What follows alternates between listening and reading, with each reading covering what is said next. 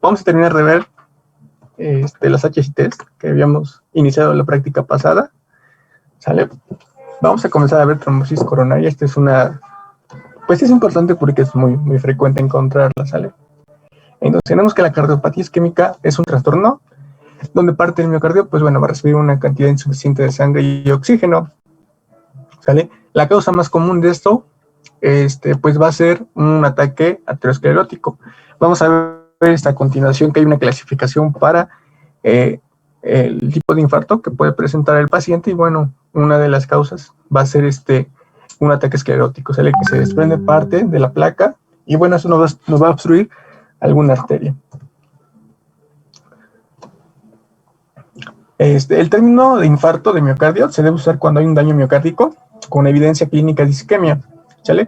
Esto es bien importante porque últimamente en las guías hacen la diferencia entre daño, el miocardio, y como tal un infarto del miocardio. La diferencia es esa. En el daño al miocardio tenemos la siguiente presentación, que es una detección del aumento de los valores de las troponinas cardíacas, ¿sale? Van a estar arriba del percentil 99, ¿sale? Eso es un daño cardíaco. Cuando se acompaña de los síntomas clínicos que sugieren isquemia, hablamos de un infarto. Entonces, para que sea infarto debe presentar síntomas de isquemia miocárdica, cambios en el electrocardiograma sugestivos de isquemia, aparición de ondas Q patológicas, evidencia por imagen de la pérdida de la funcionalidad del miocardio, es decir, que no se contraiga adecuadamente y que, bueno, igual si sea sugestivo de isquemia, así como pues, la identificación de un trombo, que sería pues prácticamente tener el diagnóstico ahí, ¿no? Bueno, se habla de un infarto con elevación del segmento ST cuando hay una oclusión total de la arteria, ¿sale? El flujo queda totalmente obstruido. En estos casos, bueno, se habla de un psique con elevación del ST. ¿Sale? Dentro del cuadro clínico, pues bueno, es muy común el dolor de un infarto. Bueno, no es muy común, más bien es muy característico, porque presenta esta sensación de constricción, es opresivo, y la característica es que dura más de 20 minutos y no va a ceder al reposo. ¿Sale? Bueno, típicamente pues, se presenta a nivel del precordio y tiende a irradiarse, ya sea hacia la mandíbula, hacia el brazo izquierdo, incluso hacia el epigastrio, ¿sale? Generalmente se acompaña de síntomas adrenérgicos, hay activación vagal, y bueno, es por eso que tenemos ciertos síntomas que se acompañan, como náuseas, mareos, disnea, sudoración. Algo muy característico, algo bien chistoso, es que en los viejitos generalmente se presentan con cuadros atípicos, ¿sale? En los viejitos a veces el dolor no es tan intenso como en una persona un poco más joven, y es por eso que a veces está subdiagnosticado un infarto en una persona mayor, ¿sale? Y eso pues nos tiene repercusiones a nivel del pronóstico y de la calidad de vida que puede tener después el paciente. Esto se debe a que en los viejitos, pues bueno, sobre todo si tienen el antecedente de tabaquismo, en algunos casos se presenta angiogénesis, en el corazón hay nuevos vasos. Entonces, el cuadro es un poquito menos escandaloso por eso, porque tienen la sangre como por dónde ir.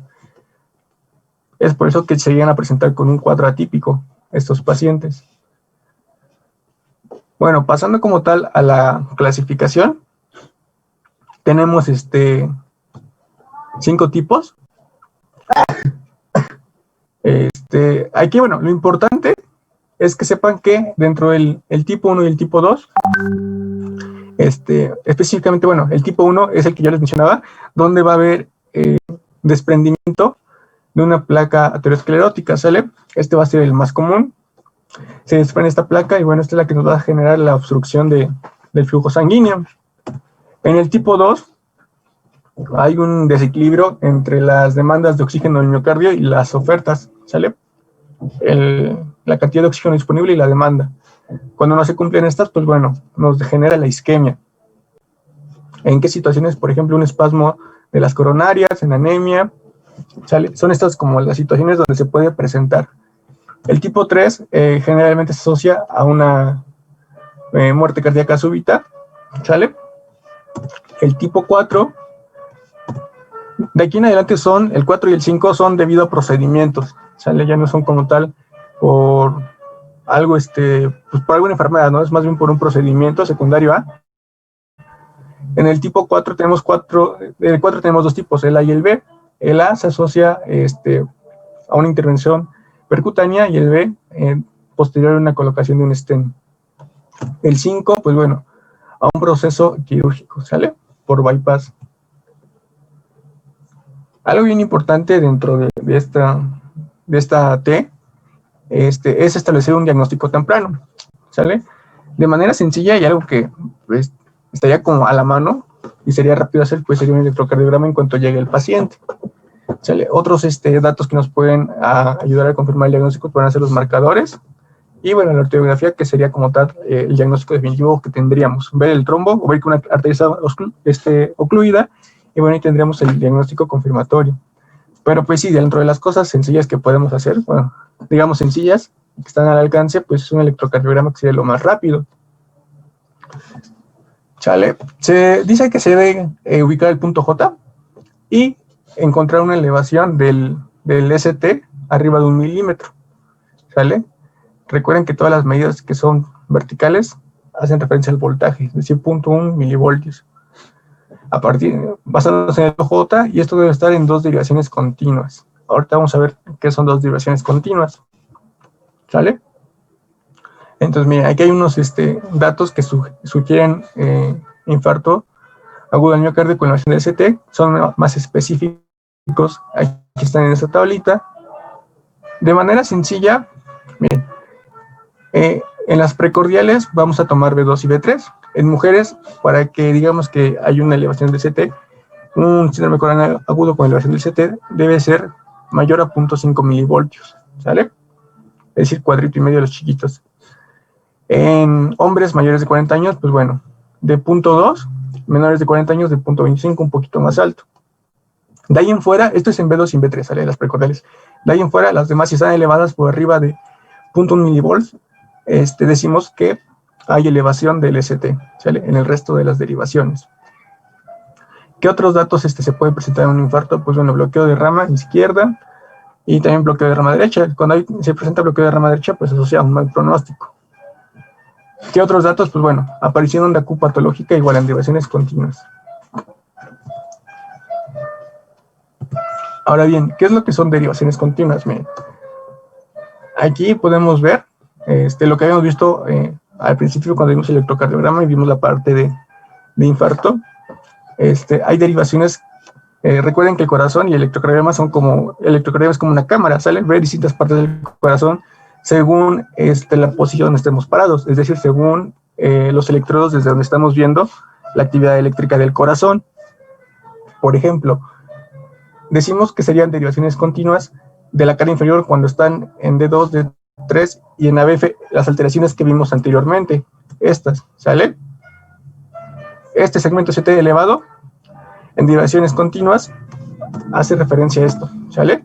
A las que están acá. Por ejemplo, si yo quisiera ver la cara anterior, pues vería B1, B2, B3 y B4. Si está elevado en dos de estas, decimos que es compatible con una elevación del ST debido a un síndrome coronario agudo, ¿sale? A eso hace referencia. Y bueno, esto también pues es orientador de qué arteria puede estar ocluida. ¿Sale? Ahí la relevancia de esto. ¿Sale? Dentro de los otros estudios que podemos hacer uso, pues bueno, están los biomarcadores de daño al miocardio.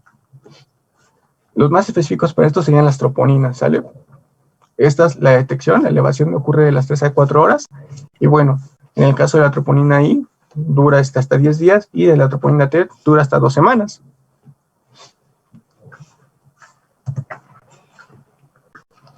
Ahora bien, como parte del manejo, estamos cortos de tiempo, se ha propuesto una nueva mnemotecnia para el manejo, ¿sale? La mona ya quedó obsoleta. Entonces, la nueva tendencia es ocupar esta mnemotecnia, Thrombins, ¿sale? Y esto, cada letra hace referencia a un manejo específico del paciente con síndrome coronario agudo, ¿sale? Dentro de la T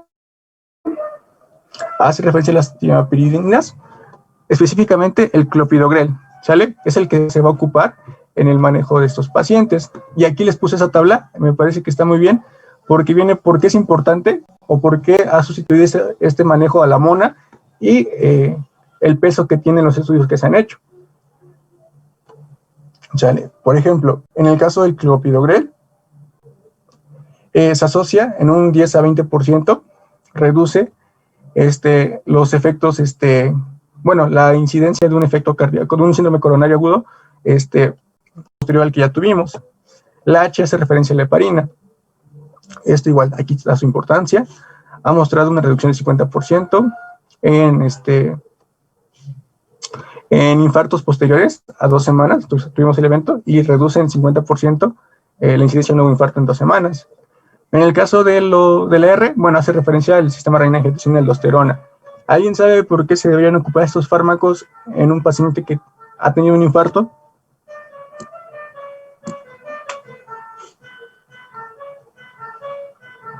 ¿Se les ocurre por qué? Va sobre todo con la función de la angiotensina, ¿sale? ¿Qué efecto tiene la angiotensina en el corazón, específicamente en el miocardio?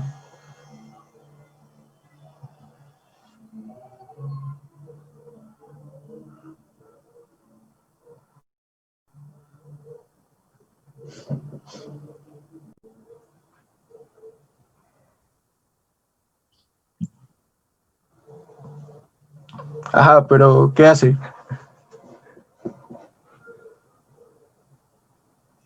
Mara, ¿tú recuerdas algo?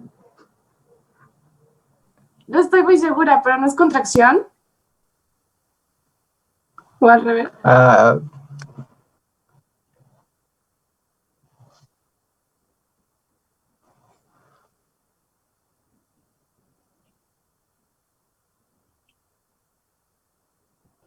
No, miren, acá la razón por la cual se utilizan o se recomiendan fármacos que actúan a nivel de angiotensina y aldosterona es porque recuerden que la angiotensina a nivel de miocardio favorece la remodelación, ¿sale? Entonces, generalmente, bueno, va a crear como clonas de los miocitos, ¿no? De los miocardiocitos. Entonces, por eso que buscamos revertir esto.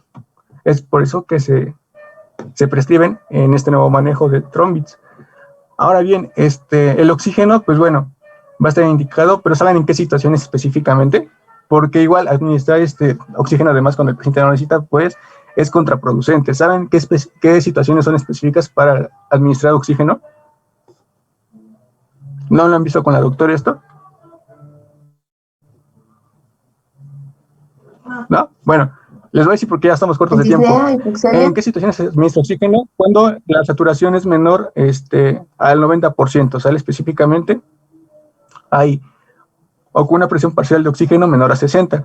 Son las indicaciones para la administración de oxígeno.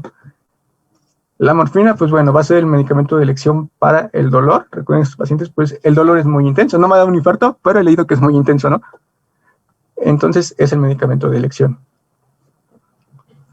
Nada más con la morfina hay que tener un poco de cuidado, porque disminuye, a nivel de la farmacocinética, disminuye la absorción del clopidogrel, ¿sale? Hay que tener nada más en cuenta eso.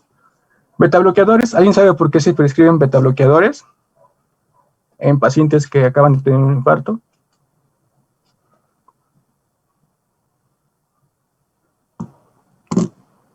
Bueno, los betabloqueadores tienen muchos efectos, ¿no? Pero bueno, la razón por la que se prescriben es porque disminuyen las demandas de oxígeno del corazón.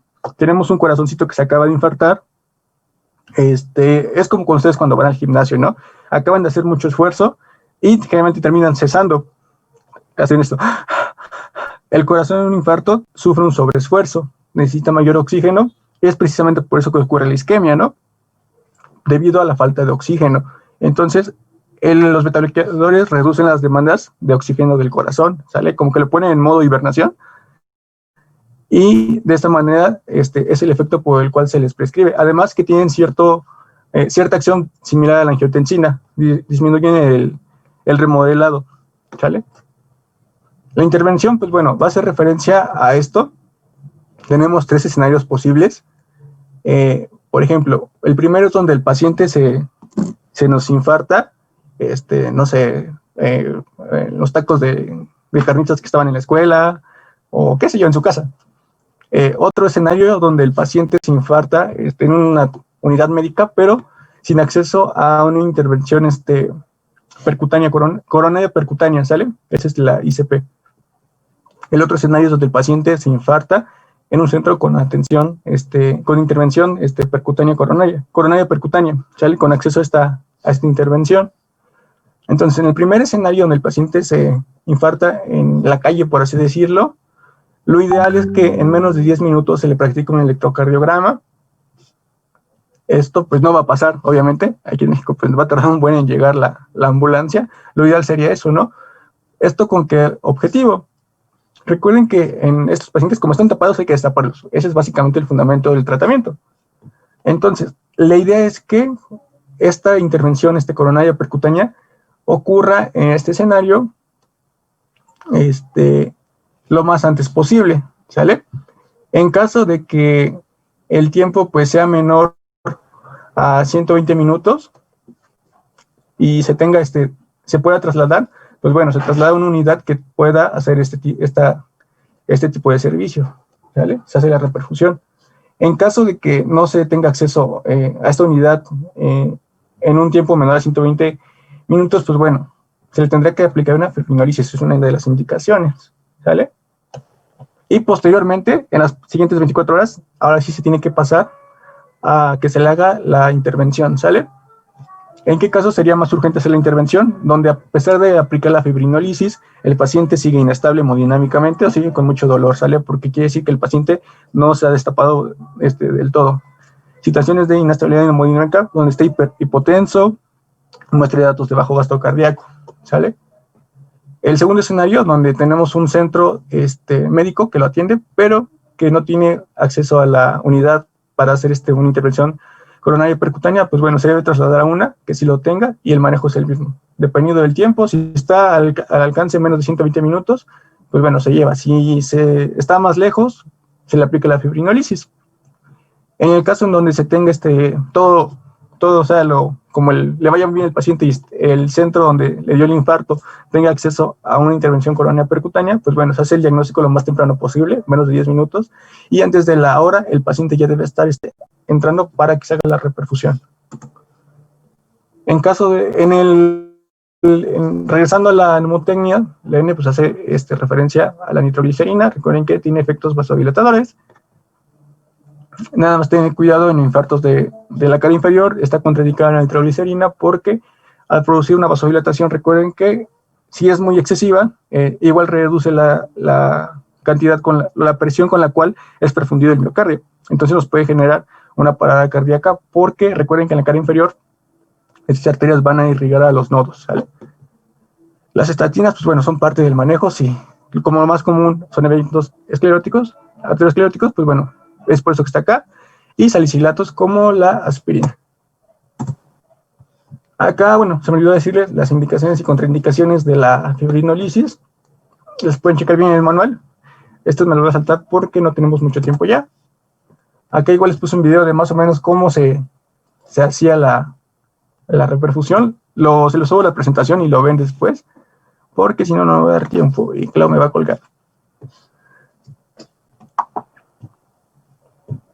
¿Sabe? Lo que les mencionaba, lo ideal es que el paciente, pues bueno, sea reperfundido lo más antes posible. ¿Alguna duda con lo que vimos? O ya me sigo con tóxicos.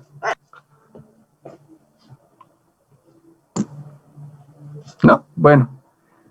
Entrando a tóxicos igual. Aquí es muy amplio el tema porque son muchos tóxicos.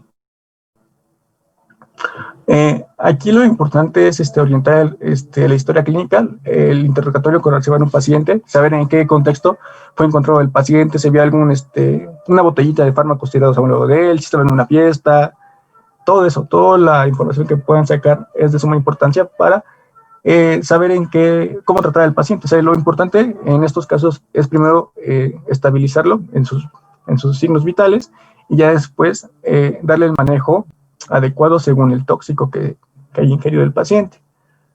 ¿Sale? Es por eso que, bueno, se debe realizar una adecuada anamnesis. Se debe intentar saber qué tóxico y la cantidad que fue administrada, el tiempo desde su administración, por qué vía lo tomó la persona.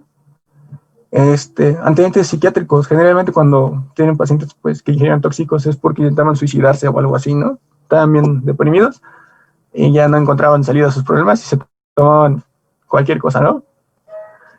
Intoxicaciones previas si tienen como el antecedente de... Y como les menciono, pues aquí lo ideal es irnos sobre las vitales del paciente, ¿sale?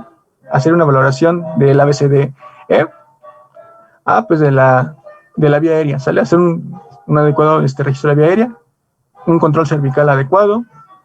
La vía hace referencia a lo de ventilación, ¿sale?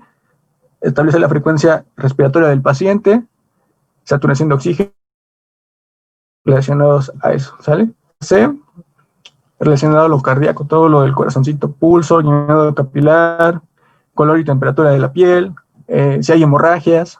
La D, pues bueno, establecer el diagnóstico, el nivel neurológico con el que llega el paciente a través de la escala de Glasgow.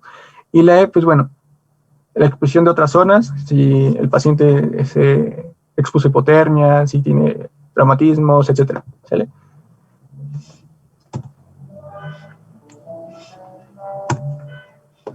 Y bueno, esta tablita pues igual viene en el manual, es un poco más específica según el tóxico que tengamos, el cuadro clínico con el cual se va a presentar el paciente y el tratamiento pues ya va dirigido a... Aquí les coloqué algunos tóxicos y el antídoto más común. En caso de antagonistas del calcio, pues bueno, se suele administrar glucagón, glucolato de calcio.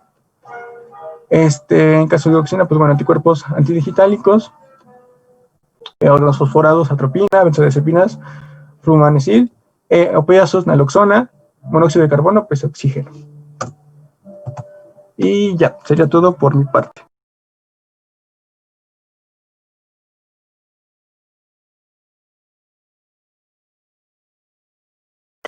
Gracias.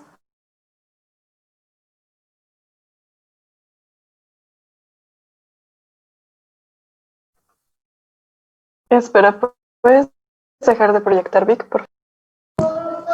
Ya dejé. Listo, ya se ve.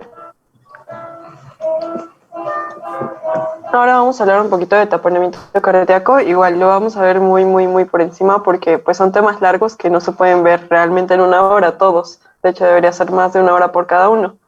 Ahora, primero que nada, déjenme quitar esto. Listo. Recordemos que tenemos diferentes capas en el corazón, que es el endocardio, miocardio y epicardio. Pero también tenemos otra que es el pericardio. Va a estar compuesto por una hoja o membrana visceral y una fibrosa. Entre estos va a haber una cavidad pericárdica y esta va a tener un contenido que es el líquido pericárdico. Este va a actuar como lubricante y pues va a reducir la fricción cada vez que el corazón se contraiga. Lo normal es que vaya de 15 a 50 mililitros y ya pues si nosotros tenemos más de esto, es decir, no sé, de 50 a 100 podemos sospechar una infección y pues si ya es mayor a 100 pues ya podríamos sospechar, bueno, más que sospechar, confirmar que hay algo que está haciendo que haya mayor cantidad de líquido. Llega un punto en que este líquido es muy grande y ya se vuelve lo que es un taponamiento cardíaco, que sería a partir de 1000 mililitros o 1 litro, ¿va? También es importante que recuerden que el taponamiento cardíaco más que nada, más que una acumulación de líquido, también es el aumento de la presión de este compartimento, bueno, intrapericárdico. Ya lo siento, quería toser. Ahora sí, ya que nosotros tenemos esta acumulación, quiero que pues vean más que nada lo que es la imagen. Les voy a explicar un poquito de la fisiopatología súper rápido. Entonces, lo que va a pasar aquí es que este líquido va a comprimir o va a aumentar esta presión intrapericárdica y lo que va a hacer es comprimir las cavidades. Entonces, ¿qué va a pasar? Mi retorno venoso pues se va a quedar afectado, es decir, todo lo que llega desde mi vena cava inferior superior, aurícula derecha y ventrículo derecho va a disminuir por esta compresión que se da en el corazón. Entonces, ¿Cómo podemos checar esto? ¿O qué maniobras podríamos hacer? Por ejemplo, le pedimos al paciente que inspire. De hecho, si le pedimos que inspire profundo, va a ser doloroso para él. Y pues cuando nosotros pedimos que inspire, pues también esperamos que el retorno venoso aumente. Pero esto no va a ser así. E inclusive se va a mantener y lo que vamos a ver es un signo muy característico que es el pulso paradójico. ¿Qué va a pasar aquí? El paciente inspira profundo, pero en lugar de que el retorno venoso aumente, bueno, se queda normal y el pulso se va a debilitar. Esto es el pulso paradójico. Quedan 10 minutos y se me olvida decirles que entren de nuevo al link, o bueno, que se cierre la sesión. Entren de nuevo al link, por favor. Ahora sí, entonces, ¿qué va a pasar? Se van a llenar estas cámaras, las cámaras derechas se van a llenar de sangre, y lo que va a pasar aquí es que van a empujar al septum y al mismo tiempo el septum va a empujar al ventrículo izquierdo. Entonces va a disminuir la luz del mismo. Así que, ¿qué va a pasar? No se va a llenar adecuadamente y pues va a intentar salvarse, por así decir. Va a intentar hacer, ya sea dilatarse, pero pues como ya habíamos visto, las aurículas tienen esta función o tienen esta propiedad de que se pueden dilatar más de lo que se hipertrofian. Sin embargo, los ventrículos no, los ventrículos se hipertrofian más de lo que se pueden dilatar, entonces para ellos es casi imposible dilatarse. Entonces, al ser limitado y pues ya no haber esta elongación del miocardio, pues se va a romper esta ley de Frank-Starling y puede haber una pérdida adecuada, bueno, una pérdida de la estimulación biomecánica llevando a una parada cardíaca. Tenemos diferentes causas, entre ellas puede ser desde una neoplasia, pericarditis idiopática, una insuficiencia renal, alguna hemorragia. Tenemos diferentes agentes, como pueden ser infecciones ya sean virales, bacterianas o micóticas, y podemos tener también las que no son infecciosas, desde inflamatorias, neoplásicas, bueno, ya mencionamos neoplásicas y metabólicas. Ahora, ¿qué es importante aquí? La división que se hace entre cada una de ellas. Por ejemplo, nosotros podemos dividir a ese tipo de taponamiento cardíaco en agudo, subagudo y regional. ¿Cuál es el más peligroso? El subagudo. ¿Por qué? Porque se da en minutos y puede provocar un shock cardiogénico. Pero aquí se puede ver principalmente por traumatismos directamente en tórax. Los más comunes son los automovilísticos, pero también puede haber otro tipo de accidentes. O sea, los más comunes son los automovilísticos. Y pues como ya les dije, es la más peligrosa porque puede generar hipotensión en el paciente, puede generar cianosis periférica y puede hacer que haya una disminución del gasto urinario. Después tenemos la subaguda, aquí ya podemos relacionarlo un poco más con infecciones. Esto pues va a ser poco a poco, hagan de cuenta que esta presión el líquido va aumentando poco a poco, y pues esta presión que se va generando pues igual es poco a poco, entonces el corazón pues trata de adaptarse, intenta trabajar con esta presión, pero llega un punto, algunos autores mencionan que hasta 2000 mililitros, donde el paciente ya empieza a tener síntomas, es decir, antes de esto es asintomático, pero ya que llega a esta cantidad, ya puede presentar ciertos síntomas, como lo que pueden ser disnea, dolor, algún edema periférico e inclusive hipotensión. Y pues el regional, que es más que nada asociado a hematomas y pues no hay como que datos clínicos claros.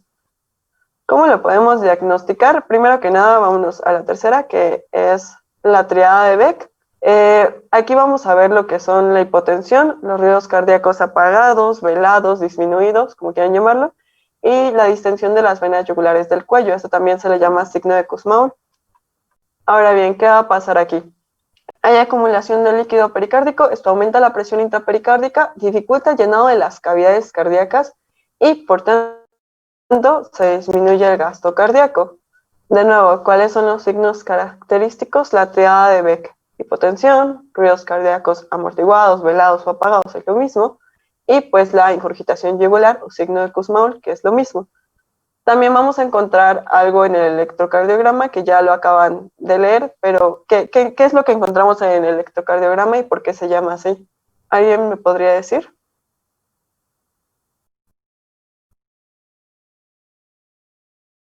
Ya.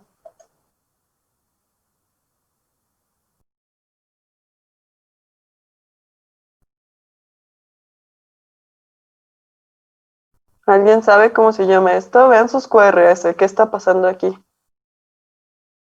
Eso lo vimos en electro. Y lo acaban de ver en la imagen anterior, lo que pasaba en el electrocardiograma, vamos. Una alternancia eléctrica. Los Perfecto, complejos se le QR. llama alternancia eléctrica. Ajá, perdón, sí. Ajá, los complejos van a estar como de bajo y alto voltaje, entonces surge un patrón llamado alternancia eléctrica.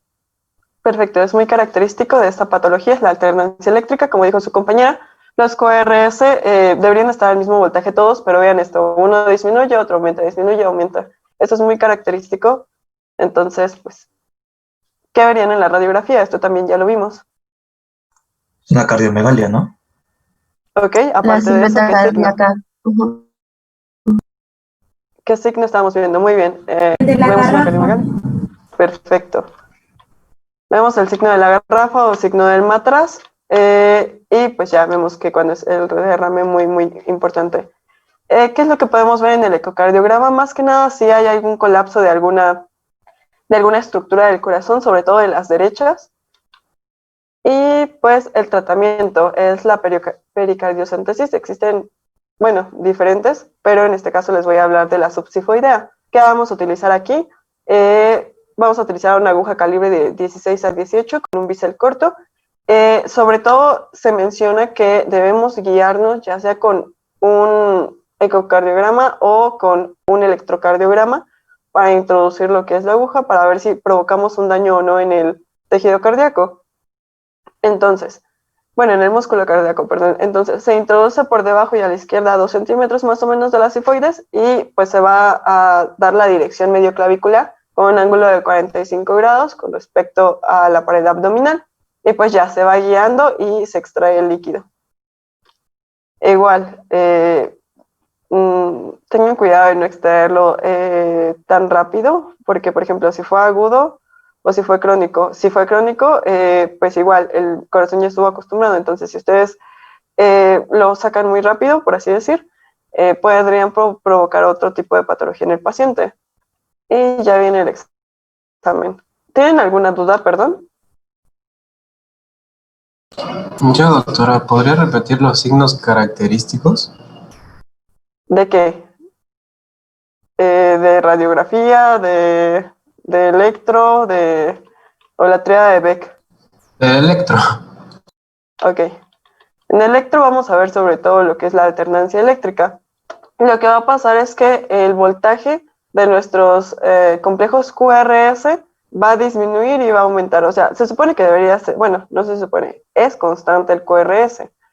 Entonces, si nosotros vemos que disminuye y que aumenta el voltaje, disminuye, aumenta el voltaje, entonces esto ya se le llama alternancia eléctrica. Bueno, se tienen que fijar sobre todo en los QRS.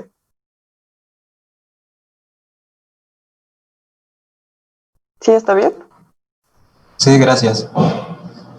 ¿Alguien tiene alguna otra duda? Bueno, de hecho, como dato extra, se menciona que los pacientes cuando se inclinan hacia adelante o se paran erguidos, pues tienden a tener menos síntomas. ¿Cuáles pueden ser los síntomas o los signos? Puede ser que el paciente esté ansioso, que esté inquieto, que tenga un dolor torácico que se irradia a la espalda, bueno, a los hombros, a la espalda y después al abdomen. ¿Alguna otra duda? Ya vamos a pasar con el examen, entonces díganme si tienen alguna otra duda.